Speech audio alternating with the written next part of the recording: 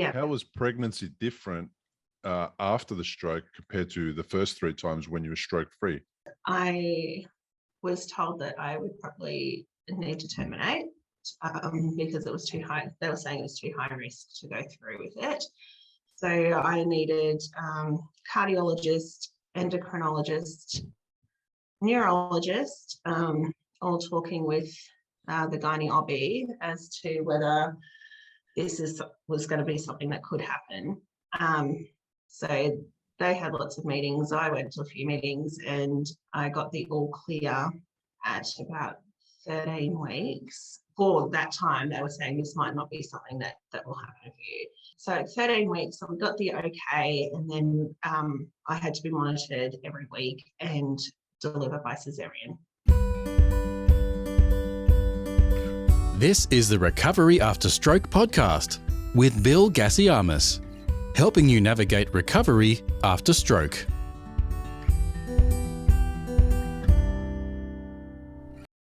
Hello and welcome to episode 204 of the Recovery After Stroke podcast. If you're a stroke survivor with a story to share about your experience with stroke and you have been thinking about reaching out to be a guest on the show, but were waiting for the right time, this is it. If you go to recoveryafterstroke.com/contact, you will find a form that you can fill out to apply and be a guest on the show. As soon as I receive your request, I will respond with more details on how you can choose a time that works for you and for me to meet over Zoom. Now, my guest today is Letishia Living, who had a stroke at age 35, and 2 months after the stroke, she found out that she was pregnant with her 4th child. Letisha recently launched a new book called Finding Yourself After Stroke. Letishia Living, welcome to the podcast. Hi, Bill. Thanks for having me. My pleasure. Thanks for being here. Tell us a little bit about what happened to you. 10 years ago, while I was sleeping, I had a stroke. Yes, it woke me up, totally unexpected. But as a long-term migraine sufferer, I thought I was having a very bad migraine. So I never thought for 1 second that I was having a stroke. And I had my 4-year-old lying in bed with me. So I became more concerned about him and not wanting to wake him up than what was going on with me. So I tried to get up because I thought, oh, I've got this extreme head pain. And I knew that I could walk. I had pins and needles all on one side. And so I thought, it's a migraine, it'll pass. And I waited until morning, and then I realized, oh, there's something seriously wrong with my vision. So I couldn't see out of the right side at all. And I still had the pins and needles. So again, not even thinking for 1 second that I'd had a stroke. So I went to the medical centre and they thought it may have been a reaction to the contraceptive implant. And so they removed that and gave me some painkillers, said go home and rest. Again, just thinking it was a migraine. And next day, no better, still had pins and needles, head was still pounding, vision hadn't returned. And then so I went to a different medical centre, still not thinking for 1 second that I was having a stroke. And that's when they said, oh, you've got to go straight to emergency. So Yeah. Emergency I go. So with the migraines, did you ever get pins and needles as a symptom of the migraines? Was that ever connected? No. So I thought it was a migraine because of the extremity of the extreme headache that I was having. And so I thought to myself, oh, maybe all the migraines that I've had before weren't migraines and this is a real one. But I did have aura disturbances, so visual disturbances. So that's what I thought was happening, but it was just different. Yeah. How many hours elapsed from when it woke you to when you finally got to hospital? 4 days. Wow.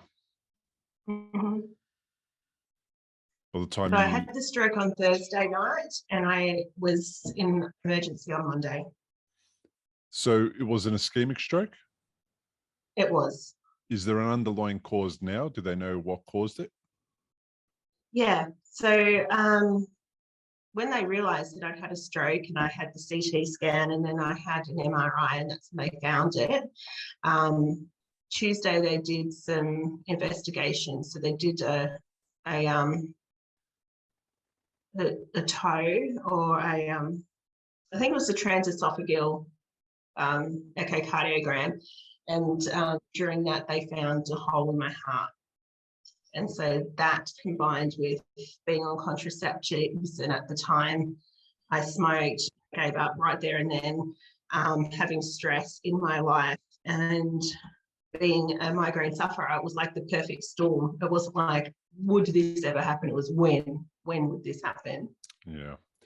I know about that perfect storm situation. It's kind of how I described the situation that led to the bleed in my brain. Although it was a congenital defect in my head and a faulty blood vessel, I still did a lot of things that didn't make the situation better. Yeah. What kind of stress were you under at that time? Post-relationship stress, work stress. I was in quite a stressful work environment. My job description meant I had to be on call 24/7. I didn't relax. I was just on the go all of the time. Yeah. Wasn't making healthy lifestyle choices, wasn't eating properly, was smoking, drinking too much, just not taking care of myself. And it just all... Were you on call 24 hours a day, 7 days a week? And were you the only person that could do that role? How come you found yourself sort of stuck in that situation? I was in a senior management position for an aged care provider, so doing overseeing all of the management for that facility. Yeah, so if something happened in the middle of the night, one of the residents or the fire alarms went off or something happened, I was the person that was notified. Yeah. But did that happen often? Yeah, my phone was on 24/7 and I would get calls through the night. And as a mum of a 4-year-old, did you have support there for your 4-year-old? I know you mentioned that you had post-relationship challenges there. So yeah, it sounds like you were a single mum at the time. How did you manage that whole come and sort something out at the aged care facility at like the early hours of the morning? Yeah. So most of all, we had staff on 24 hours. So, but they would need to inform me, or if they needed direction, they would have to call me. So I didn't have to go in at night. But if I did have to go in, my 4-year-old came with me. And I was a single mom, but I had just recently started seeing somebody after I had come out of the end of this relationship. And then found out I was pregnant about 2 months after my stroke. So the contraceptive implant didn't work. And yeah, life just took a totally different direction. Yeah.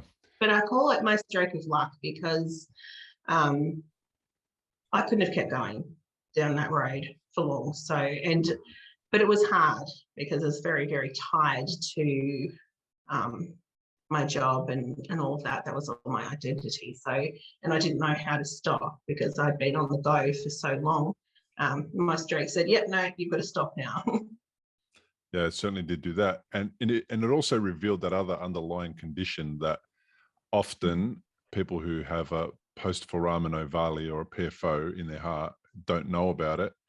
And then not in order to work it out, but they work it out after they've had a stroke. And usually that comes with, sometimes it comes with brain surgery or complications from stroke. And then they're dealing with all that stuff. And then they have to have heart surgery. Did you end up having heart surgery as well? I had my heart surgery 9 years after my stroke.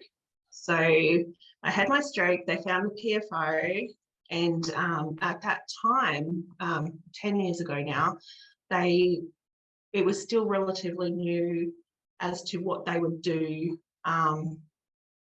for post-stroke with a PFO. Like, they know now, because there's been 10 years worth of history, they know if you've had a stroke and the PFO will close it. But back then they weren't doing that. They were seeing it a little bit too high risk. So yeah, 9 years it took for me to get mine done. And I can tell you now, I've had a lot of anxiety. I had a lot of anxiety in these 9 years, because I kept thinking, insert swear words, am I going to have another stroke? Would I survive another stroke? Could this happen again at any time? And were they taking any preventative action to stop more clots from forming? Were you on warfarin, for example? I wasn't on warfarin. I was on aspirin. I still take aspirin. And then in the lead up to the closure of the heart and post-surgery, I was on Plavix, I think it's called. That might not be the right name, but I was on some thinning medication for a little while. Yeah, which is similar to warfarin. It thins the blood and supposed to stop potential formation of other clots. So how did you recover from that heart surgery? Was that something that you got back to life quickly after, or did it take a little bit of time? How's that going? It was daunting in the lead up, because so they go in via your femoral artery with a cardiac catheter that goes up into your heart, and that for me, it just seemed so scary. So I just had this massive fear that I was going to, and prior to even having my stroke, I just always had this vision, this fear that I would die on the theatre table. And then the day of it, they did put 2 holes into my femoral, and they got it on the 3rd time. I didn't know this until I read my notes afterwards. I was like, oh, my worst fear actually did come true, but still here. But afterwards, it was quite easy. I mean, that they went in, they put the device in, and then your tissue grows over it. I haven't had any complications. Every now and then I do feel like I have a little bit of a racy heart. But apart from that, everything's fine. But I just have to carry a card with me at all times now, and let people know if I need to have an MRI or something. I can only go into special machines, or I think I might beep at airports. I'm not sure yet. But yeah, to carry a card now. Okay, so the procedure, although it's invasive, there's not a lot of like trauma to the chest cavity or anything like that to enter and find the heart. They do it all from the inside of the artery. Yeah. That's pretty cool. That means recovery is quite quick. Yeah, I went home the next day. And then were you just supposed to be taking it easy for a few days? What's the procedure after that? So I spent 24 hours in ICU, and then they just said, yeah, take it easy, 4 to 6 weeks. You probably won't even notice it. But if anything happens, just return to emergency and we'll see you there. Okay. That's really good. It's been a year now. So it's been in for a year. And apart from a couple of slightly racy bits, everything's been fine. So what did the stroke leave you with? What kind of deficits did you have to deal with? The vision never returned. So at the time when I thought I was having a migraine and I was having the aura, the visual disturbance, that's never returned. So I've got what they call right-sided, I'm not even sure if I'm saying this correctly, homogeneous hemianopia or hemianopsia. So that's the full visual field deficit loss on both sides of my eyes on the right side. So okay. And then was there any other physical deficits that you had to overcome, walking or rehabilitation of any sort, to get your limbs working again? So I was so fortunate that the pins and needles did stop, and I didn't walk for a few days, and then I could return to walking. But my right hand, I still have weakness in that. When I'm tired, I'll drop things. Sometimes I forget that I can't completely grasp like I used to. Mm-hmm. I still have some spasticity in my hand, but apart from that, everything's fine, and you probably wouldn't notice unless I mentioned it. Is that a good thing that people don't notice, can't tell that you've had a stroke, or is that a bit of a challenge? It's pros and cons because nobody knows unless I tell them. But then in the same time, it's like I do have this visual loss, and I sort of have a lot of pride too. So I won't walk around with a cane and a guide dog and a badge that says, hey, I'm blind. So when I go out into the busy shopping centres and things, people don't know that I can't see them. So they will walk straight into me. And I don't know that they're there. And they could be thinking, oh, who's this rude person just walking straight into me, not getting out of the way. Apart from that, the perception,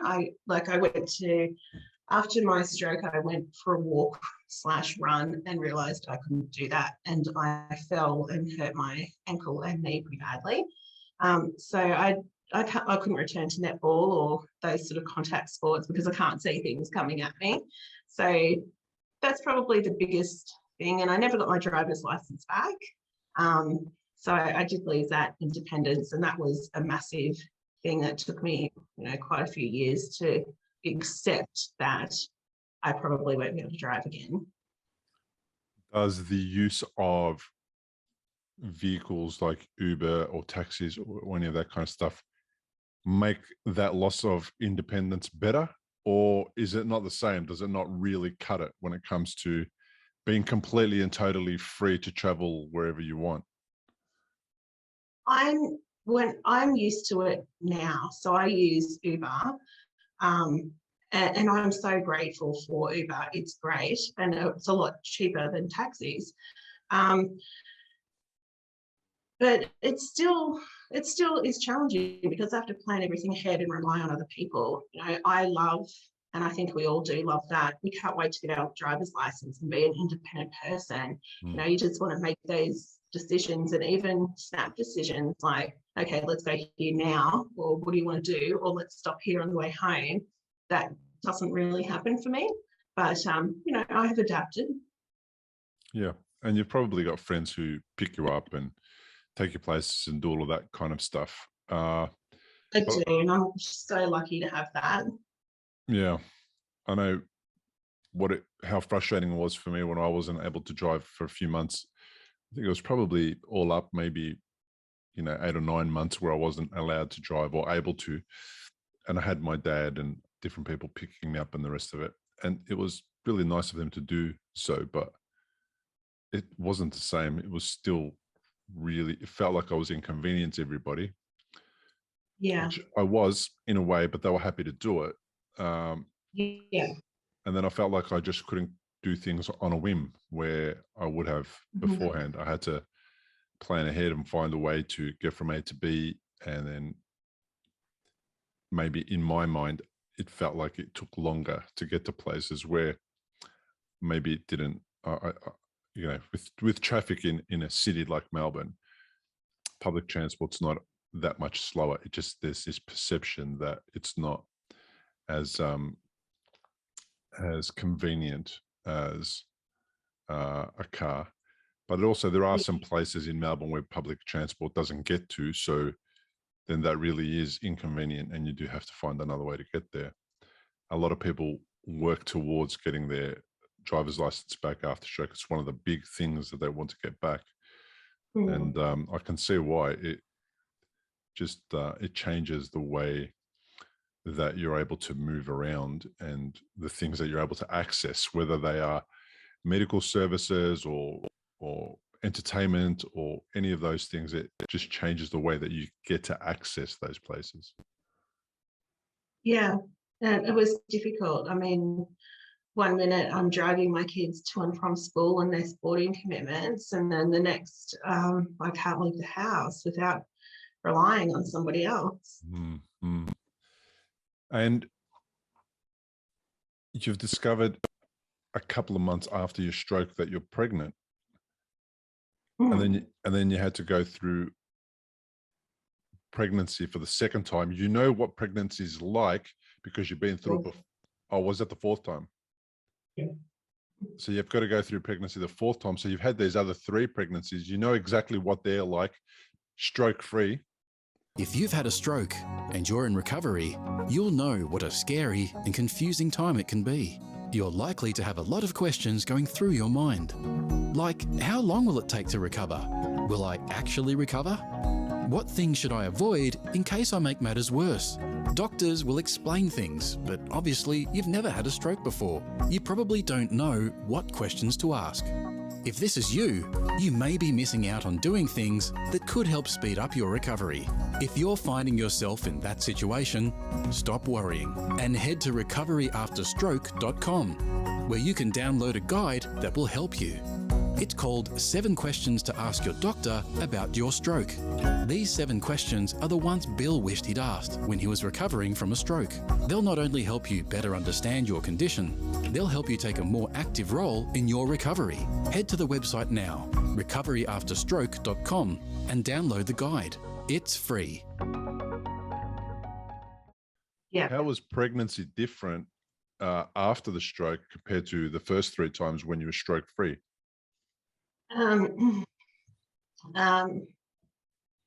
was a shock, the same. Definitely wasn't expecting it. And I was told that I would probably need to terminate because it was too high. They were saying it was too high risk to go through with it. So I needed cardiologist, endocrinologist, neurologist, all talking with the gynae OB as to whether this was going to be something that could happen. So they had lots of meetings. I went to a few meetings and I got the all clear at about 13 weeks. Yeah, but for that time, they were saying this might not be something that will happen for you. And so at 13 weeks, I got the okay, and then I had to be monitored every week and deliver by cesarean. Yeah. Was that a massive interruption in your life, being required, well, for your health reasons, right? Obviously for the right reasons, but being required to be at hospital weekly and going for weekly checkups, amongst other things? I imagine you're still also doing stroke recovery, but now you're going in for this other checkup. For how does it impact your daily life and the things that you can and can't get done, especially when it comes to healing and recovery from stroke? Yeah, it was huge. And I have to say that it kind of saved me because it gave me something different to focus on. Because I was too busy focused on everything that I'd lost. I'd lost my job, I'd lost my vision, I'd lost, my identity. My identity, I'd lost everything. And so he gave me a new purpose and a new direction. Well, kids will do that. Yeah. Sounds like you came along at just the right time, because kids don't really care if you've had a stroke or not. They just need you to care for them, be their mum, do all those things. And I know that a lot of stroke survivors who have had kids will complain about the difficulty of raising a child. Well, they won't complain, they'll express the difficulty of raising a child while also trying to recover from stroke. But also there's that underlying benefit that they get from having a kid at the same time or around about the same time, because it does require you to make the most of your opportunities to recover and do all the things that you need to do. And there is a positive element to that for some people, although it can be draining and a lot harder to recover from stroke. I haven't come across too many people who think that, well, they obviously would have preferred things to be differently with the stroke, etc., but that they wouldn't have really gone out of their way to change things, as far as finding out that they're pregnant just after a stroke, or they had this young baby to come to after they had a stroke, and motivated people to get well and get out of hospital and overcome their challenges to be home for that child. So Yeah. it's a real interesting conundrum and blessing, and all these weird emotions and things all wrapped up in the one little bundle that, you know, is born and is relying on you for the majority of its you know, ability to be alive and support and the rest of it. And that's why I say he saved me, because I got so depressed afterwards, and he just gave me the new focus, and I knew that I needed to get better. Like my recovery was mostly mental, emotional, more than the physical, having to learn how to walk and talk and things like that. I had to overcome the mental, emotional challenges. And so he gave me that. I got to stay home. I got to be a stay-at-home mum. Prior to that, I was a working mum. So my kids actually got to see me. I got to see them. We got to spend time together. Yeah. So I actually got to be the mum that I actually always wanted to be, but never was. So it did change things. But I did have that guilt. I mean, I still had the weakness in my right hand, so I couldn't exactly, and I couldn't see. So we would have to sit down and roll the ball to each other, and I'd be rolling it with one hand instead of throwing and catching it because I couldn't see or catch. So, but we just adapted and did things differently. And like you said, they don't know. Kids just love you for you. You know, I was my own harshest critic, but he didn't know any of my flaws or anything. So yeah, it's been good learning. Does he use it against you? Have you told him that he was your savior, and does he use it against you now? No, he doesn't use it against me. in that I would use it against my parents. If they said I was their savior, I'd be going, well, you know, I deserve something back now. Like, you need to give me more pocket money, or you need to be easier on me when I do the wrong thing. Ideas. Pardon? Let's not give him any ideas. Yeah. All right. Fair enough. So with regards to your emotional and psychological recovery, were you aware that you needed to focus in that area, and did you get support? Was there support available, and did you take up that support? Not at first. I was too in my head and very, I think I felt very shamed around everything that happened to me. So I didn't want to talk about stroke. I was ashamed of being a young stroke survivor. I was ashamed of having disabilities that I had. And so that was very embarrassing. I did try some counselling for a little while, and it just wasn't working for me. But that was because I wasn't open to it. It wasn't until I had the acceptance of my own stroke and what had happened that that healing could begin for me. I did go on and study NLP and other things. So I got to learn about my own mindset, my own programming, my own limiting beliefs and things like that. And it just, it took me more than anything else to accept me for who I am post-stroke and pre-stroke. Yeah, that's important. Acceptance is important, and it's a really good place to start from. And if you don't get to acceptance, maybe you're starting your recovery in a different place, and maybe it's not leading to the outcome that you're after, to feel better about yourself and to get through all the challenges that are to come. I definitely also started that journey of self-reflection and personal development and all that type of thing after the stroke. I had my stroke in 2012 also. I was 37 at the time, and I had never really done any personal development work, although I'd been to counseling quite a lot. And I appreciated the ability to go to counseling and talk through challenges, problems, and all the other stuff that was bugging me. But I never went there with the idea that what I would also do is make some changes, personal changes myself about the things that I disliked. And that's what was different about recovery after the stroke. It was that I not only did all the stuff I was doing before going to counseling and doing all those types of things, I also took responsibility to change some of the stuff that I was contributing to the problems that I was having, which I wasn't aware of before. I had no awareness that I was also responsible for some of the stuff that I was experiencing that I didn't like. So Yeah. that was a huge help.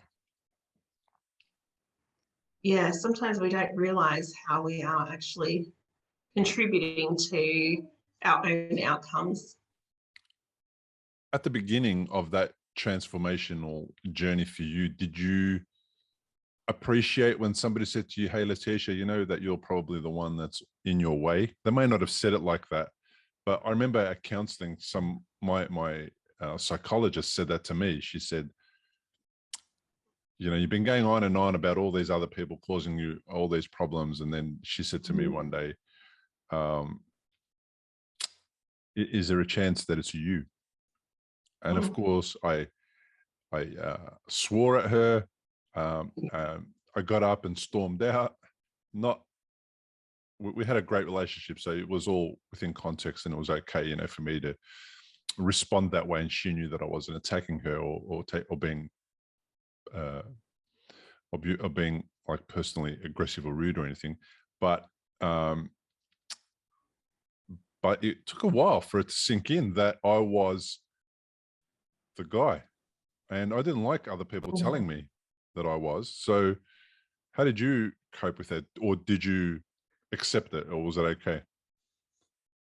It took me some time. I mean, for me, it was really, I was running on people pleasing and things like that. So it was, why aren't my relationships the way I feel I deserve them to be? It's because of I'm not putting up strong, healthy boundaries. I'm not respecting myself by saying this is what I need, or this is what I don't want, or this is what I expect from you. And so I had to go from doormat to respecting myself first. And unfortunately, that meant pretty well most of the people in my life disappeared. But now my relationships are genuine. I can trust the people that I'm with. We can respect each other. I know that they respect me. They don't see me as a doormat or someone to take advantage of. And yeah, it's better when you've got people, when you've got genuine relationships, and you can see, you know, how you, like you said, how you contribute to these outcomes yourself. But I wasn't aware of that prior. I had to sort of figure it out by having lots of challenging moments. Yeah, and it's a challenging moment to get you through to the new awareness or to the other side where you learn something and you grow. And yeah, it's great when you haven't got people in your life that, you know, the people, and it's really interesting, isn't it? Like you create those new boundaries, and then you have to be alone for a little while. You become lonely. You don't have all these other people, right? And it's because they don't relate to you in the same way that they were relating to you before. So they can't, maybe they're not in their stage of evolving and changing and coming on the ride with you. And they're like, I don't know this person anymore. I don't relate to them. And they stop hanging out. So then you've got to build a new circle of a supportive community and a new circle of friends. And that can take some time. Yeah. Yeah, it did. And I think for me, it was just being more true to who I was as a person. What is it that I'm really genuinely interested in? Who do I want to be? Who do I want to hang around with? What do I want my life to look like? And what do I need to do to get there? Yeah. It's a real, it's probably one of the hardest things that I had to go through and understand. And then there's also some people that you can't just cut ties with because they because they're your family and they're still great friends and they're still great people. They're just not, you're not relating to them in the same way. And it's some people you become distant to, even though they're part of your close-knit family. And that's also hard in being able to relate to them in a different way. Now that you've kind of changed or evolved in your thinking, you still have to accept them for who they are and not necessarily disengage with them and get rid of them. I have disconnected or become estranged from my family of origin, so I don't have a relationship.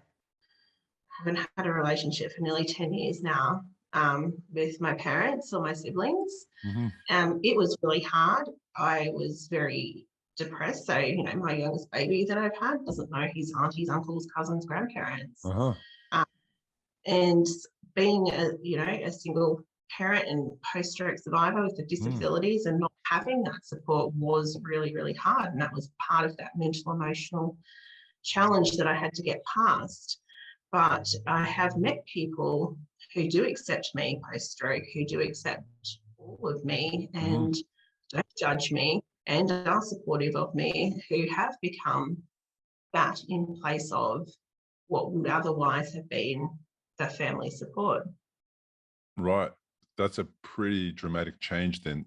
And that's one that takes a lot of courage. Mm-hmm. Was it you that distanced yourself, or did they distance themselves, or did it happen simultaneously?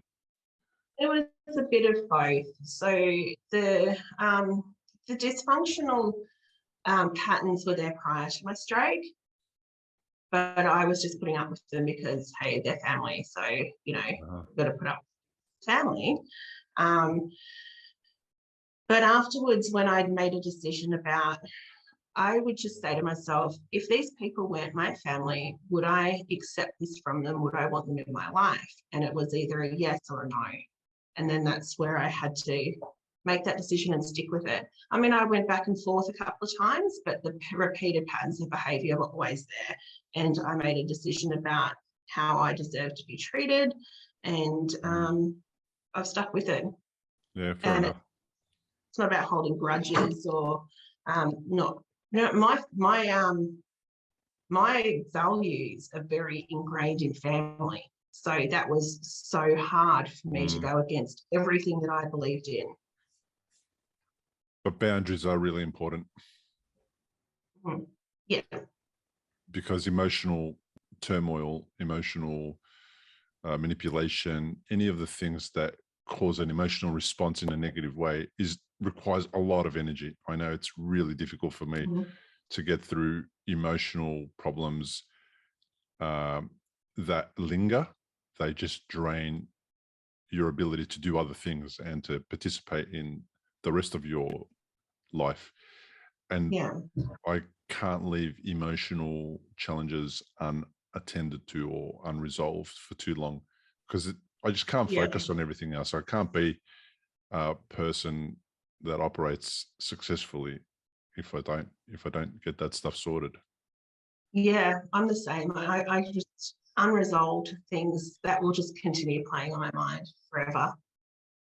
And repeated patterns also. I just feel like we can't keep having the same conversations if we're not changing anything. Nothing's changing. And then I'm like, well, do I want to do this or don't I? Yeah, I completely understand that. You're a bit of a creative person as well, and you tend to want to put things out there that you think are going to be helpful for people. So one of the things that you've done recently is you've created a book. Tell me a little bit about the book, what it's called, and how it came to be, and who's involved? I've compiled a book. It's titled Finding Yourself After Stroke. I'm very, very proud of it. It features 26 young stroke survivors from all over the world, because as we know, every stroke story is different. So we've got lots of different stories from everywhere. We've got authors contributing from America, South America, Australia, Korea, Cambodia, Europe, UK, and South Africa. So lots of people coming together, being very open, warts and all, telling their stories about the lead up to their stroke, what happened, what caused it, their life and perception, and how things have changed for them during their rehab and recovery post-stroke. And when was the book released? Is it available yet? We had an issue with the printing, so it should have been released by now. And I was hoping that I could show it for you on this podcast, but I don't have the hard copy yet. It arrives on Tuesday. And so once I see that hard copy and make sure the cover has printed properly, that there's no error on the pages or the page numbers or whatever, we're ready to go from Tuesday. The book will be published and available. Fantastic. So Tuesday will be July the 5th or something. What will it be? Let me just have a quick look. I think it's the 7th. Oh no, the 5th. You're right. Yeah. So Tuesday will be July the 5th, and we are recording this before that. I think it's July the 2nd today when we're recording this, and this interview will go out in a couple of weeks' time. So hopefully, by the time the interview has gone out, we'll have already able to send people to the link to find the book. They can get it on Amazon, I believe. Yeah, so if you know one of the authors in the book, reach out to them and purchase a copy through them and support them. If you don't know any of the authors in the book, you can find us on Facebook or Instagram, which is Finding Yourself After Stroke. Send us a message there. Or yes, it will be available worldwide through Amazon. So what's the idea behind the book? What's the reason that you felt that you needed to put this book out there? It was on my mind for a few years and it just wouldn't leave. So I figured I had to do it. And the reasoning why was I had a very challenging time post-stroke. I was so I was so identified by who I was prior to that it was such a hard time for me to mentally, emotionally recover. Like I felt like I had to re-find myself, like who was I now? And it was really isolating. And it wasn't until I started reaching out into some of the stroke groups and talking to people and connecting with other people that I realized, oh, hang on a minute, I'm not the only one. There are so many people who say basically what I'm saying.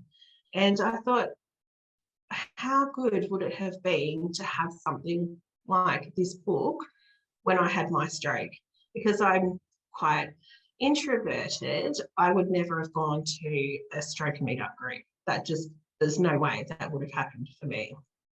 And so if I could have had this quiet space, this book where I could read and feel connected and slowly reach out in my own time and realize I wasn't the only one, I just thought, maybe I'm not the only one, that this is something that could provide hope to people so they know they're not the only ones, that there is recovery ahead, that recovery happens years and decades afterwards, and that they're really not alone, even though every stroke event and recovery journey is different.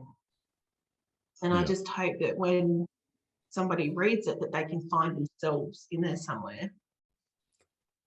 Yeah, 26 young stroke survivors whose lives have been suddenly and unexpectedly impacted by stroke. I think that being that it's such a broad range of people and that they're from a large range of different backgrounds and ethnicities, etc., I think it's going to definitely relate to a lot of different people and give them perhaps a story of at least one of those stroke survivors who they're going to really relate to and go, wow, like I feel like that person, or I know what that person's going through, or oh, it's great that somebody knows what I'm going through. Yeah, that relatability it really just makes things so much different when you feel like you can relate to somebody else. I mean, I do get messages now. Some people are following the pages on Instagram and Facebook, and people will send me messages saying, you know, thank you, this is me, and, you know, thanks for doing what you're doing, you know. And so I know that we have really done something wonderful. Like, I've been able to take the most challenging time of my life and turn it into something that is a gift for others. Yeah. Have you had the opportunity to meet all the stroke survivors one-on-one? Not one-on-one, because some of them are overseas. Yeah. But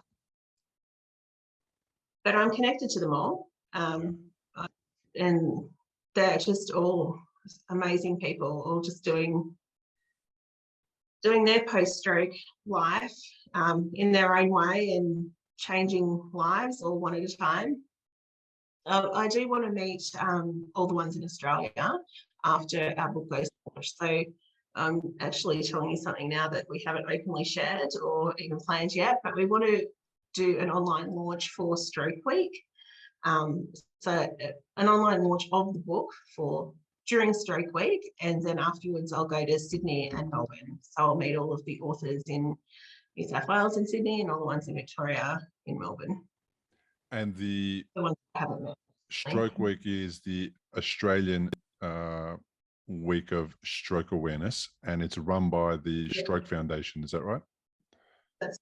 Yeah, from the week of the 6th to the 14th of August. Okay, that's an annual event that happens, and there's a whole bunch of stuff going on. It's probably one of the best times to launch a book about stroke, that's for sure. How long did it take to put the book together, and how hard was it to get 26 stroke survivors to deliver on the schedule that you had given them? Yeah. So it's been almost a year and a half in the making. So I first went to my publisher about a year and a half ago and put the concept to her, and she said yes. And from then we put a timeline together, and I put a call out, and I was looking for originally just 20 people who were open to it. It wasn't that easy. I thought that it would be easy to find 20 people who would be interested in it. So it probably took us till, I think it was about August or September, when we filled all of the spaces, and we ended up with 26 instead of 20. So all up, we had probably 30 something, but a few dropped out along the way. And now we've got our 26. We did the chapters, we've done the editing, we went back and forth, making sure that their stories were correct, that we made a few tweaks to different sentences so that they were more easily read. Yeah, it's been a journey, but it's been great. It's been great. It's a good group of people. Everybody's there for the same reason, to raise awareness about young stroke and provide hope and encouragement and support. Yeah, I think it's much needed. There's definitely a need for an abundance of books around stroke recovery, and from different perspectives and different parts of the world, so that lots of different people can relate to that in a different way, because we're all unique in our own way. And I think the lack of resources available in this space, although that's changing pretty rapidly now, the lack of resources in this space has been one of the hardest things for me, especially early on when I was first recovering from the first bleed and the second bleed. You know, nobody even told me, you know, there's a good book I've read about stroke, or somebody I know has read a book about stroke, or somebody I know has written a book about stroke. there was no conversations at all about that, and the lack of places to go to learn about what had happened to me and how I'm supposed to deal with it or overcome it, or whether there were other people going through similar things. That was really hard because I searched and searched. Maybe I didn't know what the right keyword searches were or whatever. I don't know, but I really didn't find any information that was tailored to somebody like me. It didn't feel like it. I totally agree with what you're saying. When I ended up on the stroke ward, it was just so, I felt so disassociated. I was in this, and I'm not saying this to stereotype, but I never thought young people could have strokes. And here I am on a stroke ward full of older people.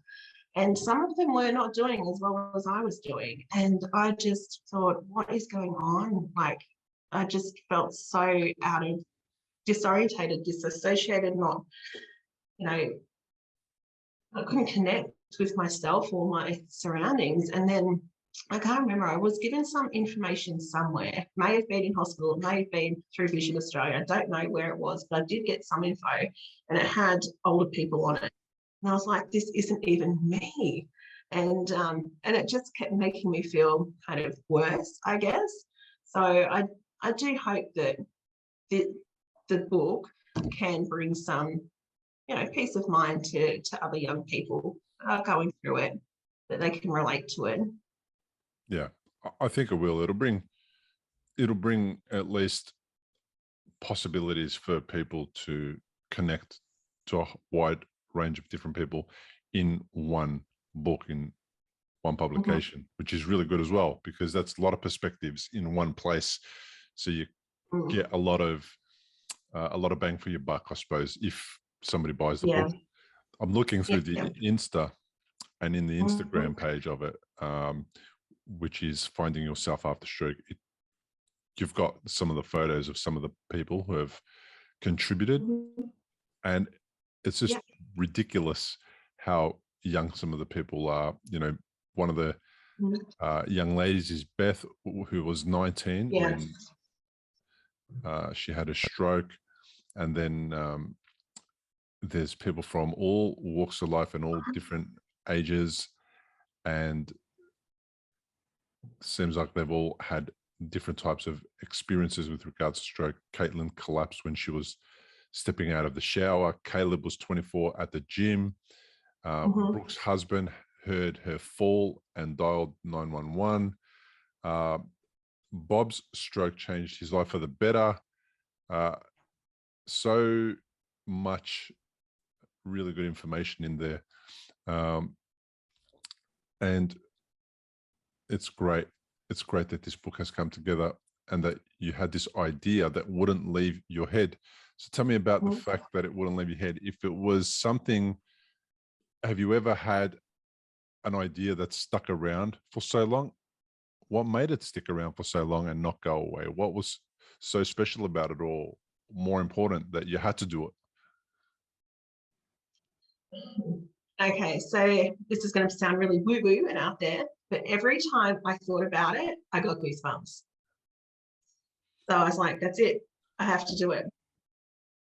I was just like, this is... That's not that woo-woo. That's pretty... Sounds like you're pretty aligned. It was definitely aligned. It was definitely an alignment, for sure. Yeah. So because... And the name, every time I thought about it, Finding Yourself After Stroke, boom, okay, that's it. I have to do this. I can't hide and not get my story out there. I was like, you're here for a reason. You're here, you survived this. You've been through these challenges. You've overcome these challenges. Now it's time to go and help others. Now it's time to get out there and lift other people out of it and show them they're not alone. Show them that, yep, stroke can change your life, but it doesn't mean the end of life. You can still have a very purposeful, meaningful, connected life. Yeah, I completely agree. How much is the book going to be available for? What will it sell for? In Australia, $30 Australian dollars. If you're outside of Australia, it's whatever the currency value is. So I think it works out to be about 22 US dollars. I don't know where it is elsewhere in the world, but whatever it is on that currency day, it's $30 Australian. Yeah. Okay. So $30 Australian, there's a hard copy that they can get, and people can also get the ebook. And the ebook is delivered instantaneously. Amazon will arrange the shipping and all the other stuff with regards to the hardcover. Correct. Okay. And if people want to go and get a copy of the book, they can go to a website as well. Can they go to a website, or is it better just to go to Amazon and type in the name of the book? By the way, anyone listening, we're going to have all the links in the show notes, so you can go there quite easily. But in the event that you don't go to the show notes, where would they go to grab the book? So outside of Australia, or even in Australia, just go to Amazon.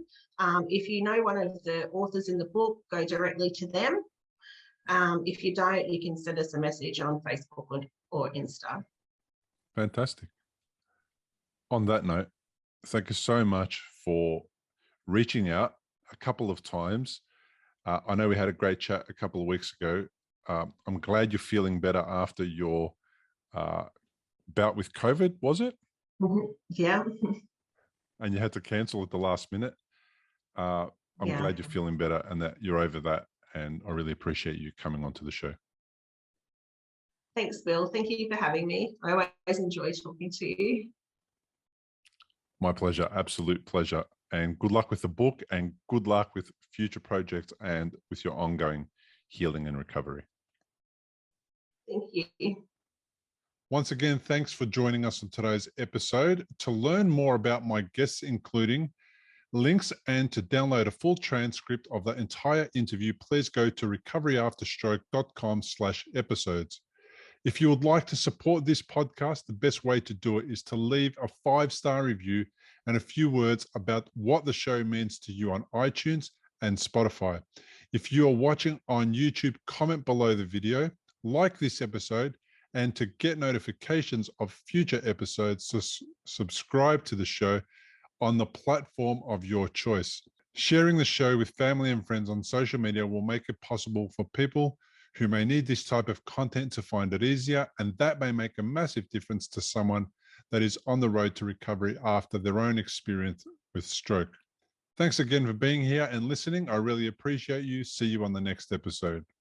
Importantly, we present many podcasts designed to give you an insight and understanding into the experiences of other individuals. Opinions and treatment protocols discussed during any podcast are the individual's own experience, and we do not necessarily share the same opinion, nor do we recommend any treatment protocol discussed. All content on this website and any linked blog, podcast, or video material controlled this website or content is created and produced for informational purposes only and is largely based on the personal experience of Bill Gassiamis. The content is intended to complement your medical treatment and support healing. It is not intended to be a substitute for professional medical advice and should not be relied on as health advice. The information is general and may not be suitable for your personal injuries, circumstances, or health objectives. Do not use our content as a standalone resource to diagnose, treat, cure, or prevent any disease for therapeutic purposes or as a substitute for the advice of a health professional. Never delay seeking advice or disregard the advice of a medical professional, your doctor, or your rehabilitation program based on our content. If you have any questions or concerns about your health or medical condition, please seek guidance from a doctor or other medical professional. If you are experiencing a health emergency or think you might be, call 000 if in Australia, or your local emergency number immediately for emergency assistance, or go to the nearest hospital emergency department. Medical information changes constantly. While we aim to provide current, quality information in our content, we do not provide any guarantees and assume no legal liability or responsibility for the accuracy, currency, or completeness of the content. If you choose to rely on any information within our content, you do so solely at your own risk. We are careful with links we provide. However, third-party links from our website are followed at your own risk, and we are not responsible for any information you find there.